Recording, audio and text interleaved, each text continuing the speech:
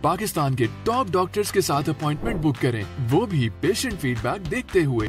आज ही ओला dock app download करें। ओला dock, doctor का अपॉइंटमेंट आसानी से।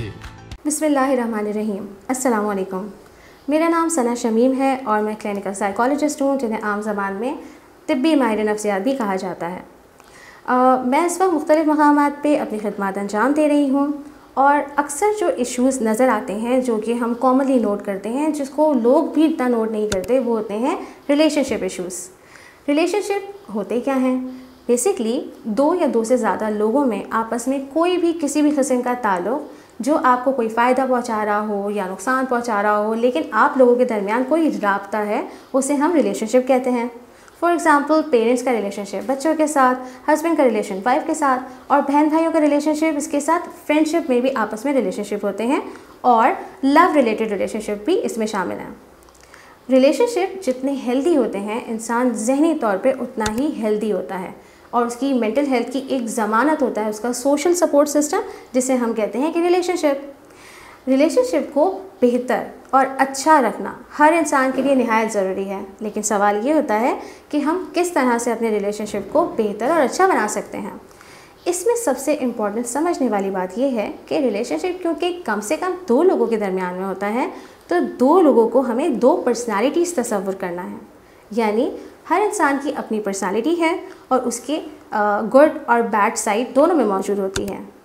उनको एक्सेप्ट करके, उनकी पर्सनालिटीज़ को समझ के फिर अपने रिलेशनशिप को आगे बढ़ाएं तो बहुत अच्छे से जाता है। अब इसमें कुछ ऐसी इम्पॉर्टेंट टिप्स हैं जिनके ऊपर आप अमल करके अपने रिलेशनशिप को न सिर्फ अच्छी तरह बिल्ड कर सकते हैं, बल्कि जिनके अपने रिलेशनशिप ऑलरेडी हैं उन्हें वो मेंटेन कर सकते हैं। First of all, B genuine. जितना ऑनेस्ट आप ख़ुद से हैं, उतना ऑनेस्ट आप अपने रिलेशनशिप में भी हों। फॉर एग्ज़ाम्पल, अक्सर लोग कहते हैं मैंने तुम्हें इसलिए ये बात नहीं बताई क्योंकि तुम्हें दुख होगा, लेकिन वो ये नहीं सोचते कि जब पता चलेगा तो उससे ज़्यादा दुख होगा। अपनी चीज़ों में दूसरों को भी उतना ही शेयर करें जितना कि आप अपने आप को रखते हैं, स्पेशली अपने करीबी रिलेशनशिप को। लेकिन इसमें बाउंड्रीज़ भी सेट करनी होती हैं, लाइक कौन से रिलेशनशिप में आपने कितना शेयर करना है और कौन से रिलेशनशिप में कितना शेयर नहीं करना है। लेकिन जितना भी शेयर करें, ऑनेस्ट रहें, जेन्युइन रहें और जैसे आप हैं वैसे रहें। अब जब हम अपने आप को जेन्युइन रखते हैं किसी और से, तो ज़रूरी है कि हम अपने रिलेशनशिप में एक दूसरे के साथ अपनी बातों का इजहार करते हैं, और इजहार करने के भी तरीके होते हैं। यहाँ पर आ जाती है हमारी second tip, that is effective communication. Effective communication basically होता क्या है? देखिए, जैसे कि रिलेशनशिप दो लोगों के दरमियान होते हैं, ऐसे ही कम्युनिकेशन भी दो लोगों के दरमियान होती है एटलीस्ट। जैसे मिसाल के तौर पर एक बंदा कह रहा है तो दूसरा सुने, तो हम उसको कम्युनिकेशन कहते हैं। अब इफ़ेक्टिव कम्युनिकेशन में ये है कि आप अपनी बात का इजहार करें और उसको वर्बली बताएं। अल्लाह ताला ने हमें ज़ुबान दी है और उसके लिए सबसे अहम चीज़ ये है कि हम बात करें और बात करके अपनी चीज़ों को समझाएं। मिसाल के तौर पर अक्सर मर्द हज़रात घर आते हैं, घर आके अपनी चीज़ें इधर उधर डाल देते हैं, मूड उनका ख़राब होता है और घर वालों को इतना क्लियरली नहीं बताते कि प्रॉब्लम क्या है। अब घर वाले क्योंकि वेग इन्फॉर्मेशन होती है, नामुकम्मल इन्फॉर्मेशन होती है, तो वो अपने हिसाब से उसको सोच लेते हैं शायद इनको घर में सुकून नहीं मिल रहा, या फिर ये मुझसे नाराज़ हैं। बच्चे भी सोचते हैं पता नहीं हमारे पापा हम पे क्यों गुस्सा हो रहे हैं, क्यों इतना नाराज़ हैं, लेकिन वजह क्या होती है? इनमें से कोई भी नहीं होती। ट्रैफिक की प्रॉब्लम्स, ऑफिस में प्रॉब्लम, कुछ भी हो सकती है। लेकिन अपनी बात का इजहार प्रॉपर तरीके से ना करने की वजह से ऐसा महसूस होता है कि दूसरे लोग हमसे खुश नहीं हैं। जब तक आप अपनी बात का इजहार नहीं करेंगे, दूसरों को इतने अच्छे समझ नहीं आ सकेगा, क्योंकि कोई भी आपके माइंड को रीड नहीं कर सकता। अब कम्युनिकेशन में दूसरा हिस्सा भी बहुत ज़रूरी है, यानी कि किसी की बात को एक्टिवली सुनना। एक्टिव लिसनिंग या किसी की बात को एक्टिवली सुनने का मकसद ये है कि आपकी पूरी तवज्जो उस शख्स की तरफ हो। मिसाल के तौर पर अगर मैं आपसे बात कर रही हूँ और मैं मोबाइल यूज़ कर रही हूँ, तो वो एक्टिव लिसनिंग नहीं हुआ। अगर मैं आपकी बात सुन रही हूँ लेकिन साथ में मैं टीवी भी देख रही हूँ, तो वो एक्टिव लिसनिंग नहीं कहलाएगा। एक्टिव लिसनिंग तब कहलाएगा जब मेरी शक्ल और मेरे नज़र, हर चीज़ आपकी तरफ हो। जब हम एक्टिव लिसनिंग करते हैं डेफिनेटली, और एक्टिव हम अच्छे तरीके से अपनी बात का इजहार करते हैं, तो आपस में कम्युनिकेशन बहुत अच्छा होता है और कम्युनिकेशन के ऊपर आपके रिलेशनशिप डिपेंड कर रहे होते हैं।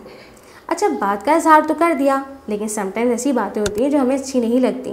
फॉर एग्ज़ाम्पल किसी ने आके कोई बात बताई और वो इतनी इस तरह की बात है कि आपको पसंद नहीं आ रही है, यहाँ पे हमारी थर्ड टिप आ जाती है, that is accept and respect.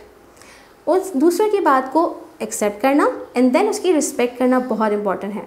जैसे ये बात मैंने की कि हर इंसान की अपनी पर्सनालिटी होती है, उसके कुछ गुड एस्पेक्ट्स होते हैं और बैड एस्पेक्ट्स होते हैं, तो हमें उनके गुड और बैड दोनों को एक्सेप्ट करना है। फॉर एग्ज़ाम्पल बच्चे आकर अपने घर में इसलिए अपनी बातें नहीं बताते क्योंकि उनको डर होता है कि हमारे पेरेंट्स इस बात को एक्सेप्ट नहीं करेंगे और इसकी वजह से उसको हाइड करते हैं, कम्युनिकेशन ड्रॉप हो जाती है और फिर रिलेशनशिप ऐसे नहीं रहते जैसे कि चाह रहे होते हैं पेरेंट्स। अगर पेरेंट्स अपने बच्चों को इतना हौसला दें कि वो जो भी बात कहेंगे उसको एक्सेप्ट भी किया जाएगा और उसको रिस्पेक्ट भी दी जाएगी। हमारे यहाँ एक आम ये बात कही जाती है कि बड़ों का अदब करो, बट रिस्पेक्ट हर रिलेशनशिप में है, चाहे छोटे हों या बड़े या अपने बराबर वाले। जब हम किसी की बात को सुनते हैं, अब वो डेफिनेटली अच्छी भी हो सकती है, बुरी भी हो सकती है, तो बहुत इंपॉर्टेंट हमारी फोर्थ टिप ये है कि माफ़ करना सीखें और माफ़ी मांगना भी सीखें। अगर आपसे कुछ गलत हो जाता है तो माफ़ी मांग लें, इसमें कुछ मसला नहीं होता, और अगर कोई और आपसे माफ़ी मांगे या कुछ गलत कर दे तो माफ़ करें। ये चीज़ें ऐसी गोल्डन टिप्स हैं कि अगर आप अमल करते हैं, आपकी पूरी लाइफ आप मुख्तलिफ़ किस्म की बीमारियों से बच सकते हैं, मुख्तलिफ़ किस्म के इश्यूज से बच सकते हैं, क्योंकि आपके रिलेशनशिप इसमें स्ट्रॉन्ग होंगे। और रिलेशनशिप के ऊपर आपकी मेंटल हेल्थ है, जैसा कि मैं बता चुकी हूँ। अपना बहुत ख्याल रखिएगा। अल्लाह हाफ़िज़। अगर आप चाहते हैं कि आप मेरे साथ अपॉइंटमेंट बुक करें तो आप ओला डॉक के ज़रिए कर सकते हैं। Take care.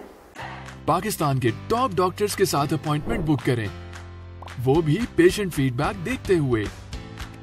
लाखों लोगों की तरह पाकिस्तान के सबसे बड़े डॉक्टर नेटवर्क का फायदा उठाएं और आज ही ओला डॉक ऐप डाउनलोड करें। ओला डॉक, डॉक्टर का अपॉइंटमेंट आसानी से।